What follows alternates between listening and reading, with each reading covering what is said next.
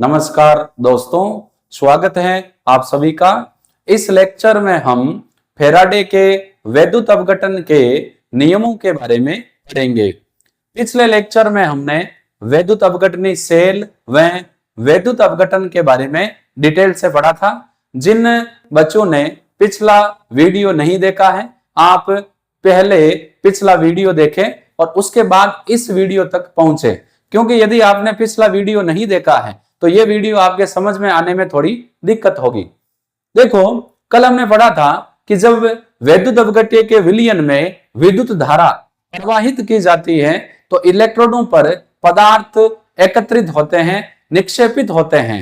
ये पदार्थ कितनी मात्रा में निक्षेपित होगा, ये बताने वाले सबसे पहले वैज्ञानिक जो थे वे थे फैराडे। फैराडे के वैद्युत अपघटन के नियमों से हम इलेक्ट्रोडों पर निक्षेपित पदार्थ की मात्रा की आसानी से गणना कर सकते हैं।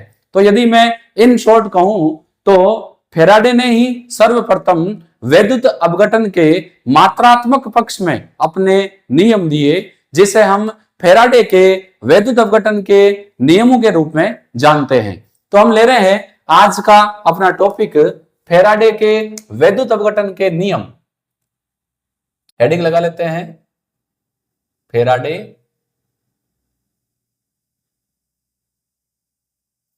के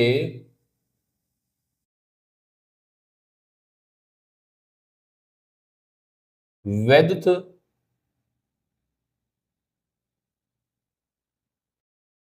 अपघटन के नियम। फैराडे ने वैद्युत अपघटन के दो नियम दिए थे। सबसे पहले हम लेते हैं फैराडे के वैद्युत अपघटन का प्रथम नियम।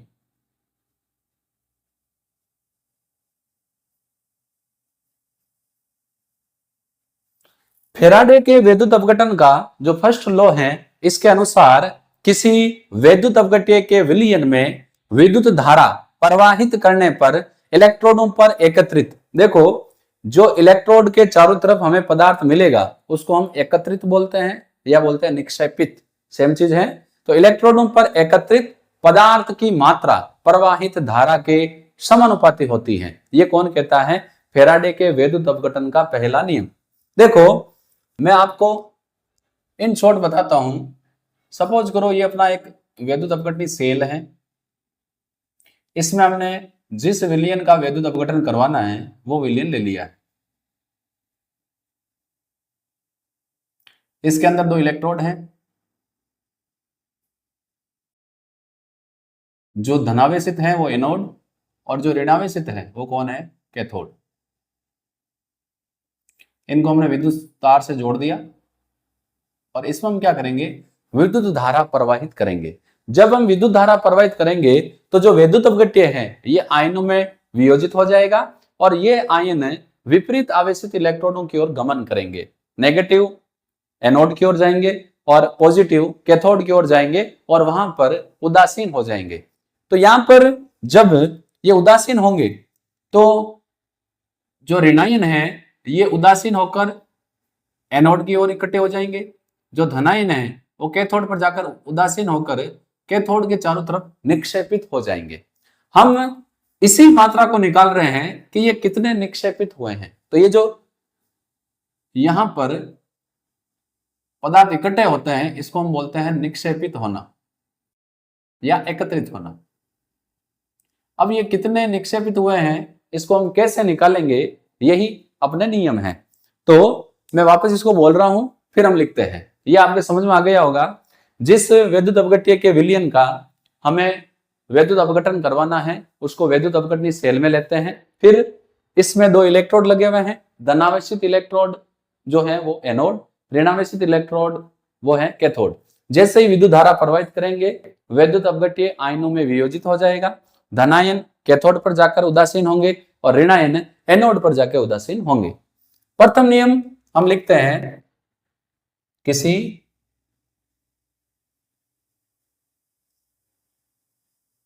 वैद्युत अपघट्य, कोई भी वैद्युत अपघट्य हो,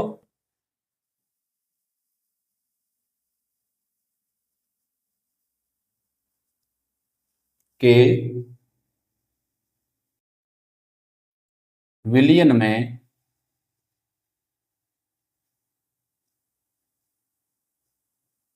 विद्युत धारा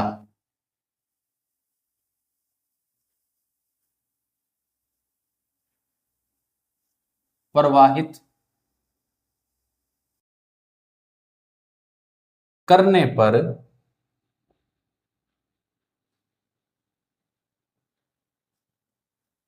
इलेक्ट्रोड पर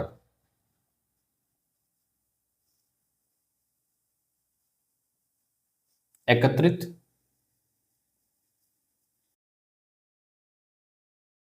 इसको हम निक्षेपित भी बोल सकते हैं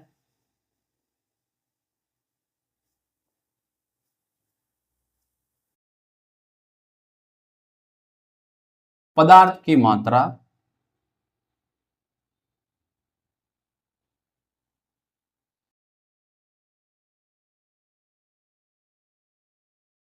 प्रवाहित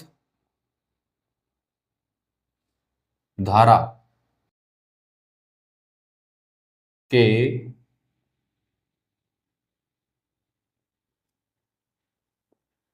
समानुपातिक होती है।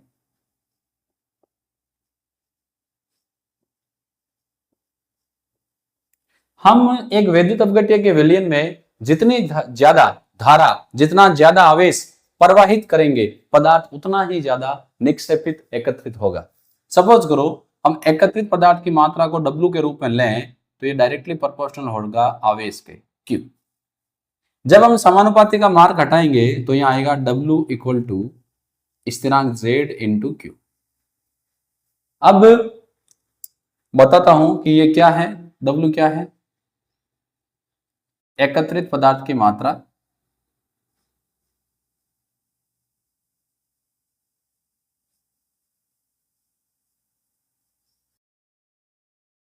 Q क्या है, प्रवाहित आवेश,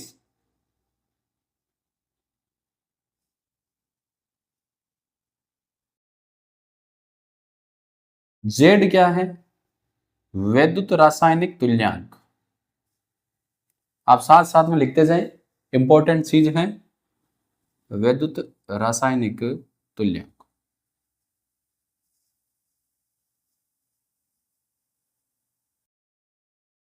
अब देखो आवेश क्या होता है, धारा इंटू समय। तो यदि हम आवेश की वैल्यू रखें, इसको हम ब्रैकेट में बंद कर देते थे, हो जाए ब्रैकेट में बंद। यदि हम आवेश का मान रखें तो W बराबर हो जाएगा Z इंटू आई टी। क्यों? क्योंकि हमें पता है, क्योंकि Q इक्वल टू आई गुणा टी। आवेश जो है वो धारा और समय के गुणनफल के बराबर होता है। तो यहां पर I क्या है, प्रवाहित धारा, और T क्या है, समय। लेकिन ये इंपॉर्टेंट है कि जब न्यूमेरिकल क्वेश्चन हम करेंगे तो समय किसमें होना चाहिए, सेकंड। अब देखो बात करते हैं ये Z जो है इसकी डेफिनेशन हम कैसे निकालेंगे। तो देखो अभी तक हम यहां तक पहुंचते हैं कि जब किसी वैद्युत अपघट्य के विलयन में विद्युत धारा प्रवाहित करेंगे तो इलेक्ट्रोडों पर एकत्रित पदार्थ की मात्रा प्रवाहित धारा के समानुपाती होगी। यानी जितनी ज्यादा धारा, जितना ज्यादा आवेश हम वैद्युत अपघट्य के विलयन में प्रवाहित करेंगे पदार्थ उतना ही ज्यादा निक्षेपित होगा। ये हमने इसी नियम से निकाला कि एकत्रित पदार्थ की मात्रा आवेश के समानुपाती, समानुपाती का मार्ग हटाया तो एक स्थिरांक आया जिसको कहते हैं वैद्युत रासायनिक तुल्यांक। ये वैद्युत रासायनिक तुल्यांक की जब वैल्यू हम बाद में, या तो वैद्युत रासायनिक तुल्यांक है, जब हम आवेश की वैल्यू रखेंगे I इंटू टी तो ये अपने समीकरण आके सामने आएगा।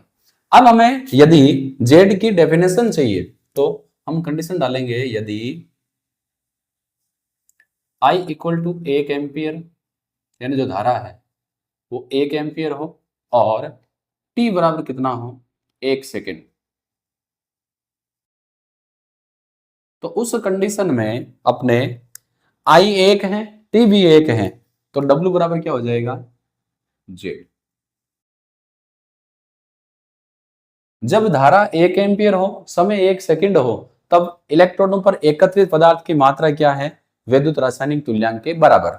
डेफिनेशन यूं हो जाएगी, जब वैद्युत अपघट्य के विलयन में 1 एम्पियर धारा 1 सेकंड तक प्रवाहित की जाए तो इलेक्ट्रॉनों पर एकत्रित पदार्थ की मात्रा उसका वैद्युत रासायनिक तुल्यांक कहलाता है। तो वैद्युत अपघट्य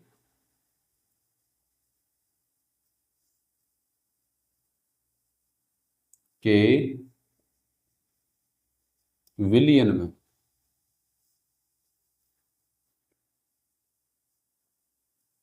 1 एम्पियर धारा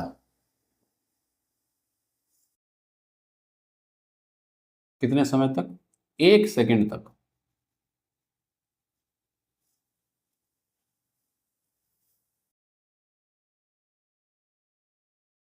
प्रवाहित करने पर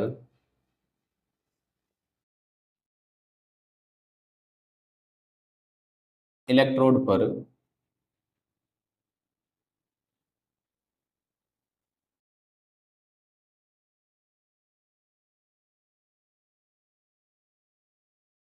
एकत्रित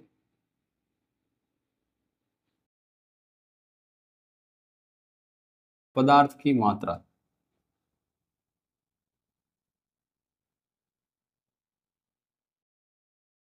उसका वैद्युत रासायनिक तुल्यांक कहलाता है।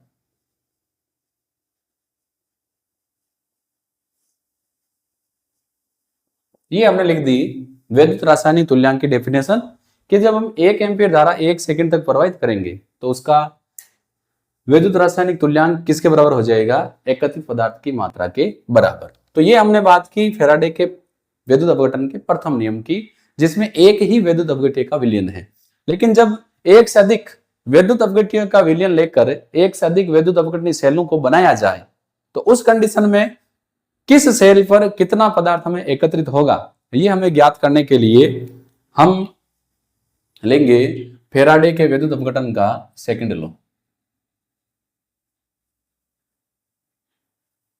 द्वितीय नियम।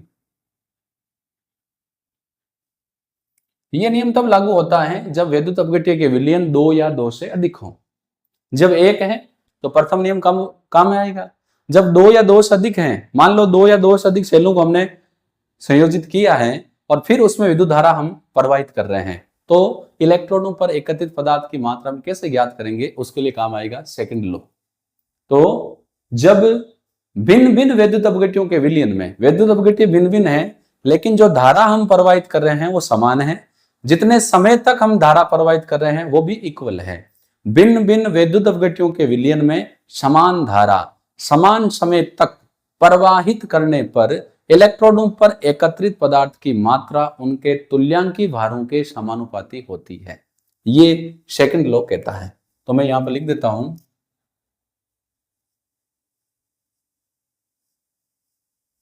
भिन्न भिन्न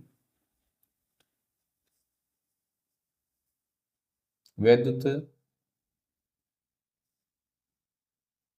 अपघट्यों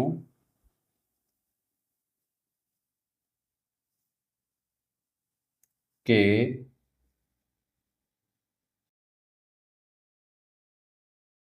विलयन में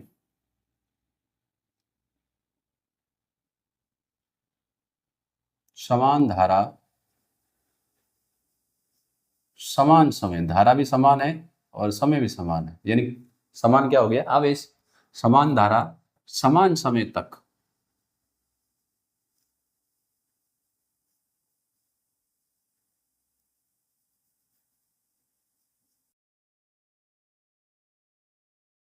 प्रवाहित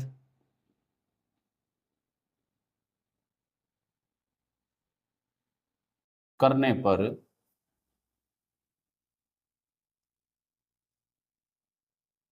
इलेक्ट्रोडों पर निक्षेपित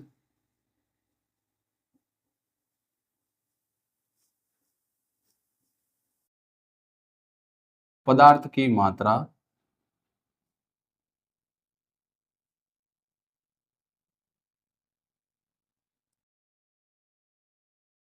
उनके तुल्यांकी भारों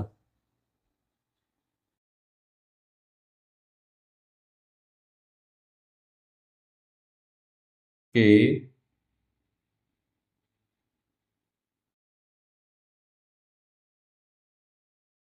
समानुपाती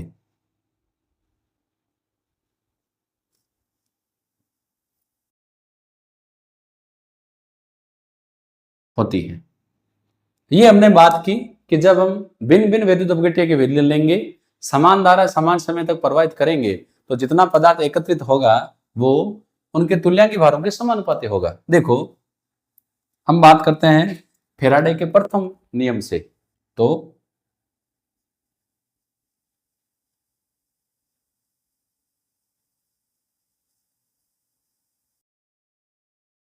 फैराडे के प्रथम नियम से हमें पता है कि निक्षेपित पदार्थ की जो मात्रा है W, ये इक्वल टू होगी ZIT। ये हमें प्रथम नियम से पता है। अब सपोज करो हम दो वैद्युत अपघट्य के विलयन ले रहे हैं, दो सेल आपस में जुड़े हुए हैं, तो I व T ये तो समान है। तो इस कंडीशन में प्रथम जो वैद्युत अपघट्य है उसके लिए क्या होगा, प्रथम वैद्युत अपघट्य के लिए कितने वैद्युत अपघट्य हम ले रहे हैं, दो से अधिक भी हो सकते हैं। तो प्रथम वैद्युत अपघट्य के लिए यदि हम फैराडे का प्रथम नियम लगाएं, तो सपोज करो एकत्रित पदार्थ की मात्रा हम ले रहे हैं W1, ये W1 है, बराबर वैद्युत रासायनिक तुल्यांक को Z1 ले रहे हैं और I और T क्या है, समान। ये इक्वेशन फर्स्ट। ऐसे ही सेकंड वैद्युत अपघट्य के लिए द्वितीय वैद्युत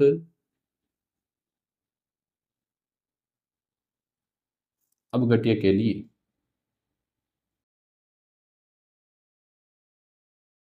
द्वितीय वैद्युत अपघट्य के विलयन के लिए मान लो इलेक्ट्रॉन 2 पर एकत्रित पदार्थ की मात्रा हम ले रहे हैं W2, तो ये बराबर हो जाएगी Z2I गुणा T।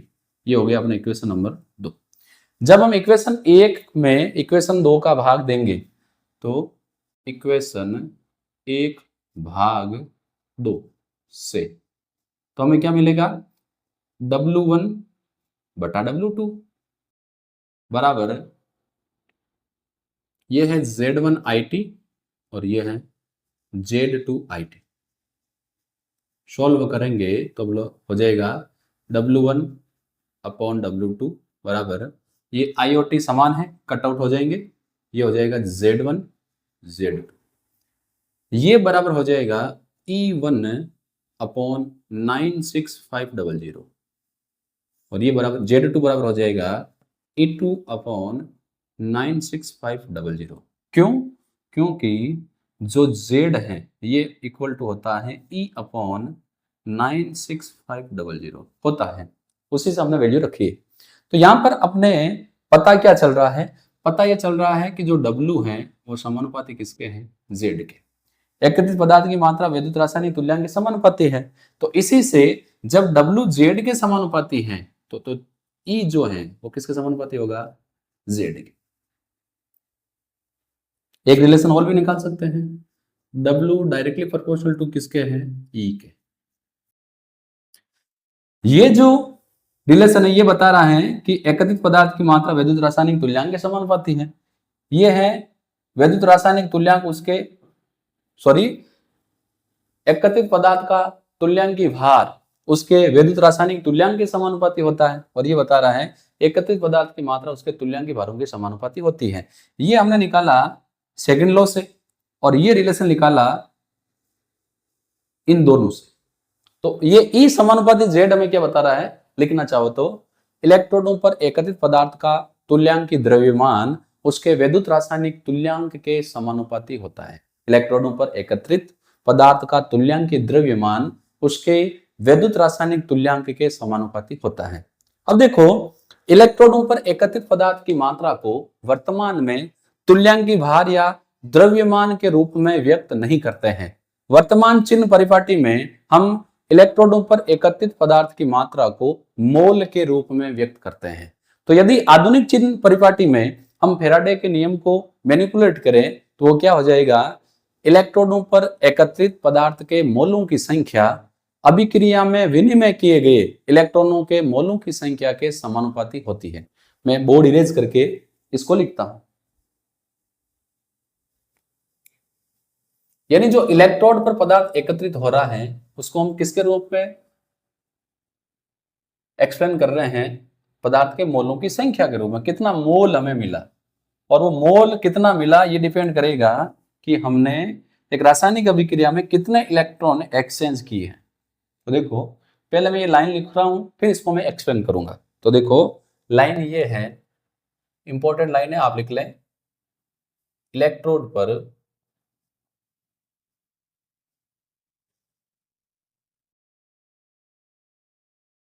एकत्रित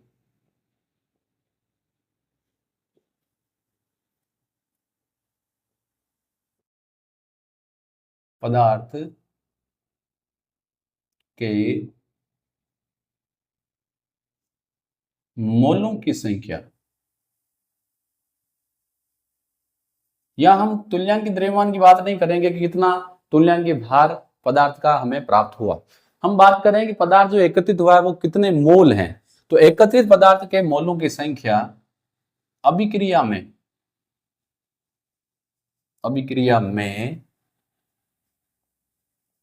विनिमय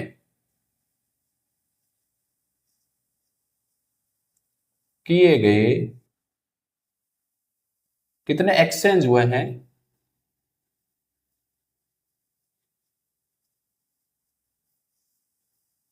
विनिमय किए गए इलेक्ट्रॉनों के मोलों की संख्या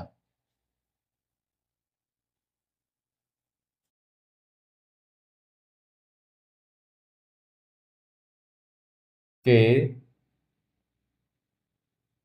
समानुपाती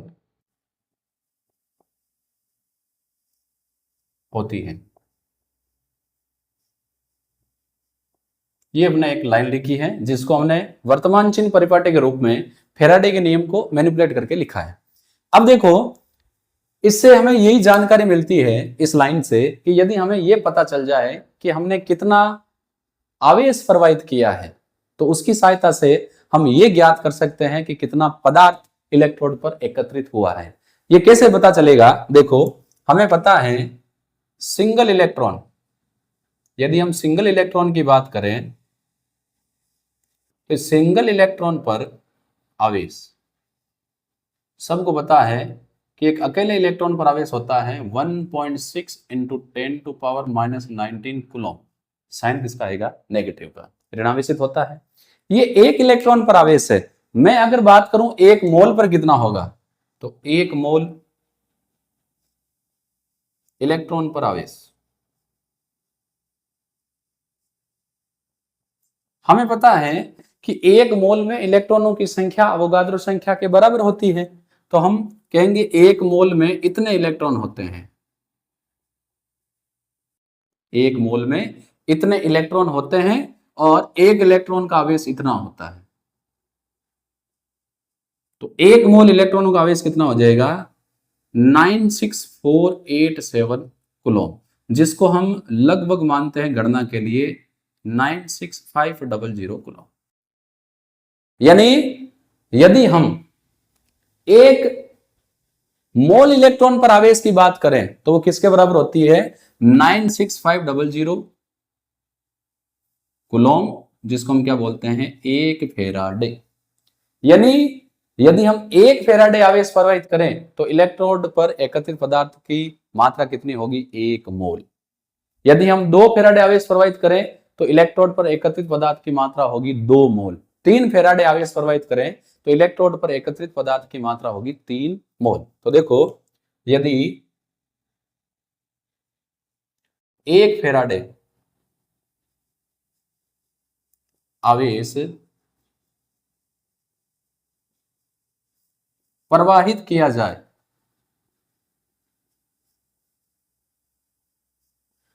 तो पदार्थ की मात्रा कितनी होगी?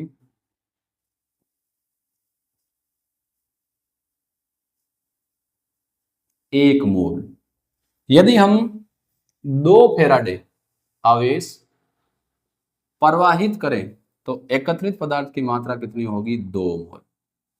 ऐसे यदि 3 फेराडे आवेश हम प्रवाहित करें तो इलेक्ट्रोड पर एकत्रित पदार्थ की मात्रा कितनी होगी? 3 मोल।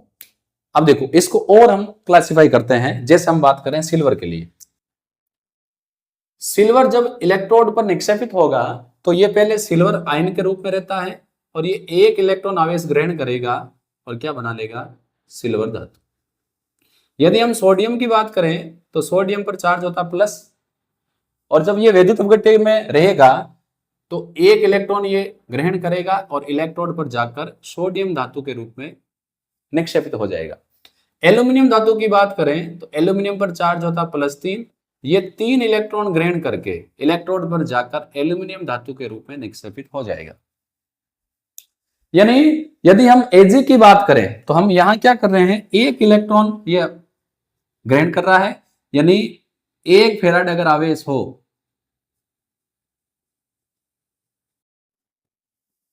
तो Ag कितना मिलेगा?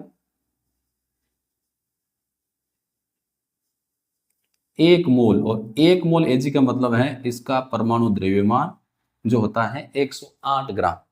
यदि हम सोडियम की बात करें तो सोडियम में भी एक इलेक्ट्रॉन ग्रहण कर रहा है, तो यहां पर भी 1 फेराडे आवेश से हमें Na की मात्रा इलेक्ट्रोड पर कितनी प्राप्त होगी? ये भी होगी 1 मोल। और 1 मोल Ag का मतलब है इसका परमाणु द्रव्यमान जो कितना होता है? 23 ग्राम। ऐसे यदि हम एक एल्यूमिनियम की बात करें तो यहां पर 3 फेराडे आवेश प्रवाहित करने पर हमें एल्यूमिनियम की मात्रा इलेक्ट्रोड पर प्राप्त होगी, वो भी कितनी होगी? 1 मोल। और ये 1 मोल एल्यूमिनियम का परमाणु द्रव्यमान जो कितना होता है? 27 ग्राम। तो 1 मोल का मतलब ही है उसका परमाणु द्रव्यमान। तो यदि हम 3 फेराडे आवेश प्रवाहित करेंगे तो हमें एल्यूमिनियम मिलेगा 27 ग्राम। 1 फेराडे आवेश प्रवाहित करेंगे तो हमें सिल्वर मिलेगी 108 ग्राम। 1 फेराडे आवेश प्रवाहित करेंगे तो हमें सोडियम मिलेगा 23 ग्राम। 1 फेराडे आवेश प्रवाहित करेंगे तो हमें मैग्नीशियम कितना मिलेगा? 24 ग्राम। कैल्शियम कितना मिलेगा? यदि हम 1 ग्राम यदि हम 1 फेराडे आवेश प्रवाहित करेंगे तो हमें कैल्शियम कितना मिलेगा? 40 ग्राम। तो जब भी हम यहां पर बात करेंगे तो देखो कैल्शियम की जब हम बात करेंगे तो वहां पर चार्ज होता है 2+2, तो मैं चेंज करना चाहूंगा, 1 फेराडे नहीं 2 फेराडे आवेश अगर हम प्रवाहित करेंगे तो कैल्शियम हमें कितना मिलेगा? 40 ग्राम। तो जितना भी हम यहां पर ये लिख रहे हैं इसका पर्पज यही है कि एक जो आयन है उस पर कितना चार्ज है? +2 चार्ज है तो 2 इलेक्ट्रॉन लेके अपचयित होगा। 3+ का चार्ज है तो 3 इलेक्ट्रॉन लेके निक्षेपित होगा। यदि ऐसे ही ऋणायन है तो वो इलेक्ट्रॉन त्याग कर निक्षेपित होगा। तो यहां पर एक वैद्युत अपघटन की प्रक्रिया में इलेक्ट्रोड पर कितना पदार्थ एकत्रित हुआ है उसको हम मोल के संदर्भ में या मोल के संदर्भ में उसको कैलकुलेट करते हैं। यदि Ag के रेस्पेक्ट में 1 फेराडे विद्युत धारा या 1 फेराडे आवेश प्रवाहित करेंगे तो हमें Ag मिलेगा 1 मोल यानी 108 ग्राम। सोडियम में 1 फेराडे आवेश प्रवाहित करेंगे तो सोडियम मिलेगा 1 मोल 23 ग्राम। एल्यूमिनियम में 3 फेराडे आवेश प्रवाहित करने पर एल्यूमिनियम प्राप्त होता है 1 मोल यानी 27 ग्राम। अब इसके बेस पर मैं आपको एक न्यूमेरिकल क्वेश्चन करवाता हूं, थोड़ा सा बोर्ड को इरेज करते हैं, फिर अपना ये लेक्चर एक न्यूमेरिकल क्वेश्चन के साथ हम समाप्त करेंगे।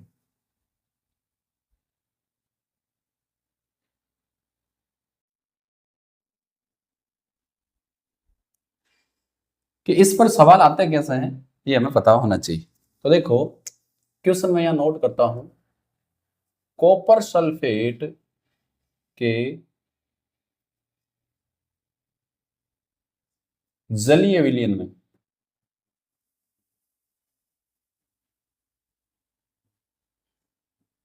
डेढ़ एम्पियर धारा 10 मिनट तक प्रवाहित करने पर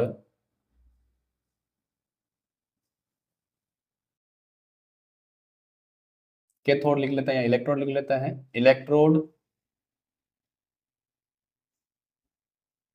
पर प्राप्त कॉपर की मात्रा कैलकुलेट करो। देखो यहां पर हम सीधा चलते हैं, कॉपर सल्फेट का जलीय विलयन है, 1.5 एम्पियर धारा 10 मिनट तक प्रवाहित की जा रही है। तो हम ज्ञात करते हैं आवेश Q कितना प्रवाहित किया गया। Q बराबर होता है I इंटू टी, या धारा है 1.5 एम्पियर और समय है 10 मिनट। मैंने बताया था मिनट है तो सेकंड में हमें कन्वर्ट करना पड़ेगा। जब हम कैलकुलेशन करेंगे तो समय सेकंड में होना चाहिए, मिनट में तो सेकंड में कन्वर्ट करो, घंटे में है तो भी सेकंड में कन्वर्ट करो। तो हम इसको जब करेंगे गुणा तो 10 को 15 1.5 से गुणा करेंगे हो जाएगा 15, ये 15 को 6 से 90, 900 कूलम। इतना आवेश हमने अभी तक जो 1.5 एम्पीयर धारा 10 मिनट तक प्रवाहित की, तो हमने कितना आवेश प्रवाहित किया है 900 कूलम। अब हमें पता है कॉपर सल्फेट में कॉपर किसके रूप में रहता है, +2 के रूप में। इसको कितने इलेक्ट्रॉन की आवश्यकता है, 2 इलेक्ट्रॉन की। ये किस में निक्षेपित हो जाएगा, कॉपर में। यानी यदि हम 2 फेराडे आवेश प्रवाहित करें, क्योंकि 2 इलेक्ट्रॉन लिए हैं, तो 2 फेराडे से कॉपर कितना मिलेगा, इसके परमाणु भार के बराबर, यानी 63.5 ग्राम के बराबर, जब हम 2 फेराडे आवेश प्रवाहित करें तो क्योंकि 2 फेराडे आवेश प्रवाहित करने पर प्राप्त कॉपर की मात्रा 2 फेराडे से हमें कितने मिलेगा, 63.5 ग्राम। लेकिन यदि हम आवेश 2 फेराडे की जगह 1 फेराडे प्रवाहित करें तो हमें कॉपर कितना मिलेगा, आप लिख लेना, ये मिलेगा 63.5 अपॉन 2 फेराडे। लेकिन हमने आवेश कितना प्रवाहित किया है, 900 कूलम। 900 कूलम आवेश प्रवाहित करने पर प्राप्त कॉपर की मात्रा हो जाएगी 63.5 अपॉन 2 फेराडे इंटू 900। इसको सोल्व करेंगे तो ये हो जाएगा 63.5 अपॉन फेराडे में आ जाएगा 1 फेराडे मतलब 96,500, और इसको गुणा कर लेंगे 900 से। जब आप इसको सोल्व करोगे तो आपको प्राप्त होगा 0.296 ग्राम। इतना कॉपर सल्फेट से हमें कॉपर मिल जाएगा जब हम 1.5 एम्पीयर धारा 10 मिनट तक प्रवाहित करेंगे। लेकिन यदि हम क्वेश्चन पे जो हमें दिया गया है उस पर ज्यादा गौर नहीं करना है, हमें केवल ये कैलकुलेट करना है कि जो क्वेश्चन है उससे कितना आवेश प्रवाहित हो रहा है। अगर आवेश की गणना हम कर लेंगे, मैंने अभी आपको यहाँ यही समझाया था कि यदि हमें यह पता चल जाए कि हम कितना आवेश प्रवाहित कर रहे हैं तो इलेक्ट्रोड पर एकत्रित पदार्थ की मात्रा को हम ज्ञात कर सकते हैं। इसीलिए हमने ये स्टेटमेंट लिखा था कि इलेक्ट्रोड पर एकत्रित पदार्थ की मात्रा को हम मोलों के रूप में ज्ञात करते हैं। लेकिन इसके लिए हमें क्या पता होना चाहिए कि कितने मोल हमें प्राप्त हुए हैं, ये किसके समानुपाती होते हैं, अभिक्रिया में विनिमय किए गए इलेक्ट्रॉन के मोलों की संख्या के समानुपाती होता है। यहाँ रिएक्शन में कितने इलेक्ट्रॉन विनिमय किए गए, 2। यहाँ Hg में कितना विनिमय हुआ, 1 इलेक्ट्रॉन का। Na में कितना हुआ, 1 इलेक्ट्रॉन का। एल्यूमिनियम में कितना हुआ, 3 इलेक्ट्रॉन का।